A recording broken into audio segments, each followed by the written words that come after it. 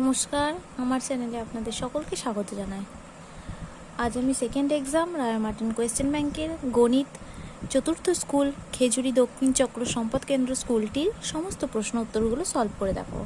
তাহলে চলো শুরু করা যাক। প্রথমে আছে শূন্যস্থান পূরণ করো। 16টি কলা হলো ড্যাশ জোড়া কলা। 16টি কলা হলো 8 জোড়া কলা। আমরা কি জানি জোড়া মানে কত? দুটি। জোড়া মানে কত? দুটি।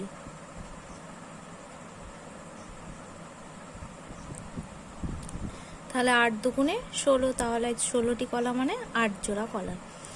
একটা চিত্র আঁকা আছে, বলেছে এই চিত্রটিতে বাহুর সংখ্যা কটি?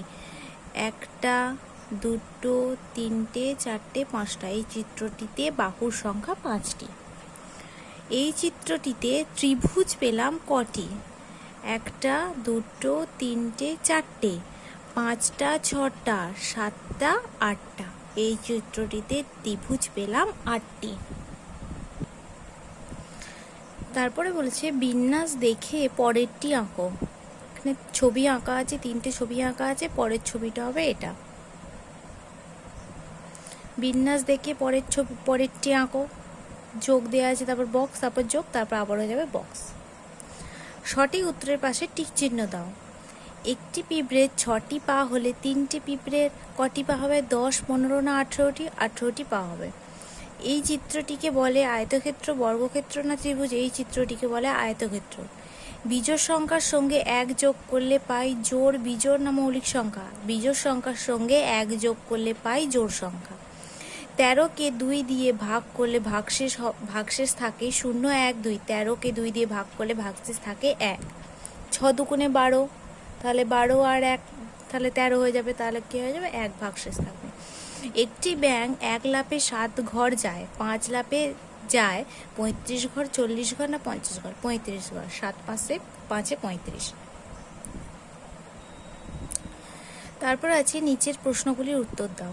নাগরদোলার খাঁচাগুলোতে 35 জন বসেছে, প্রত্যেক খাঁচায় 5 জন বসেছে।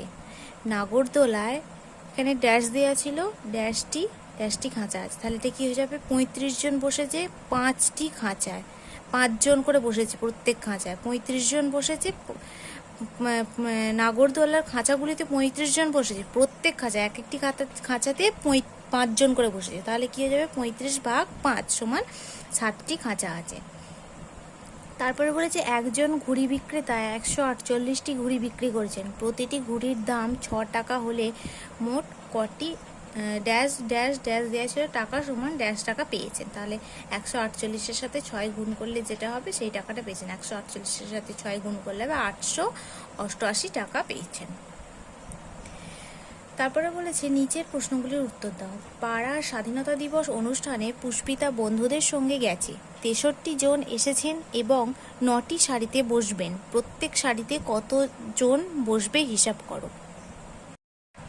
দেখো বলেছে পাড়ার স্বাধীনতা দিবস অনুষ্ঠানে পুষ্পিতা বন্ধুদের সঙ্গে গেছে, 63 জন এসেছেন এবং 9টি সারিতে বসবেন, তাহলে প্রত্যেক সারিতে বসবে 63 ভাগ 9 সমান 7 জন। 7 9 63, তাহলে 7 জন করে বসবে প্রত্যেক সারিতে। তারপর বলেছে 2 দিয়ে বিভাজ্য হতে হলে এককের ঘরের অঙ্ক ড্যাশ ড্যাশ ড্যাশ ড্যাশ থাকতে হবে। তাহলে কি 2 দিয়ে বিভাজ্য হতে হলে এককের ঘরের অঙ্ক 0, 2, 4, 6, 8 থাকতে হবে। তারপরে বলেছে 7 দিয়ে দিয়েছিল, 3 দিয়ে দিয়েছিল আর 2 দিয়েছিল, আর এখানে লেখা ছিল ভাজ্য। তাহলে আমরা কি জানি ভাজ্য সমান ভাজক গুণিতক ভাগফল যোগ ভাগশেষ। তাহলে এখানে ভাজক কত? 7 লিখেছি, গুণিতক ভাগফল কত? 3 লিখেছি, ভাগশেষ কত? 2 যোগ ভাগশেষ, তাহলে ভাগশেষ লিখেছি। তাহলে 3 7 21, এখানে গুণ চিহ্ন দিয়ে যেটা ভুল হয়েছে এটা যোগ চিহ্ন দিতে হবে, যোগ 3 7 21 যোগ 2, তাহলে কত হয়ে যাবে? 23। তাহলে এখানে মাঝখানে কত বসবে? 23। আমাদের ভাজ্যটা হয়ে যাবে 23। তাহলে 3 7 21, তাহলে 1 থেকে 2 বিয়োগ করলে হয়ে যাবে, 1 থেকে 3 বিয়োগ করলে হয়ে যাবে 2, তাহলে মিলে গেল এটা। তারপর বলেছে নিচের প্রশ্নগুলির উত্তর দাও। ভাগফল নির্ণয় করো। 615 ভাগ 5।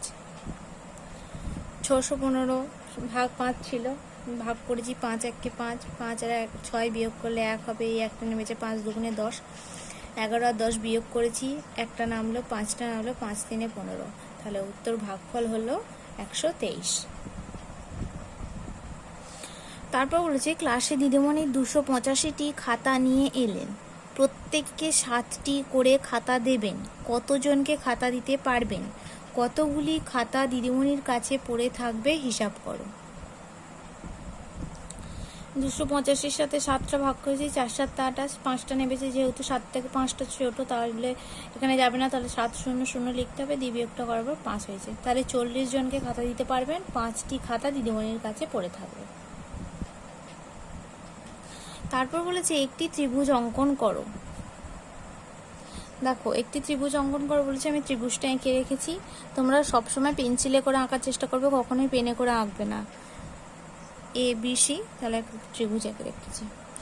যদি তোমাদের ভিডিওটি ভালো লেগে থাকে তাহলে অবশ্যই লাইক, কমেন্ট, শেয়ার এবং সাবস্ক্রাইব করতে ভুলবে না। ধন্যবাদ।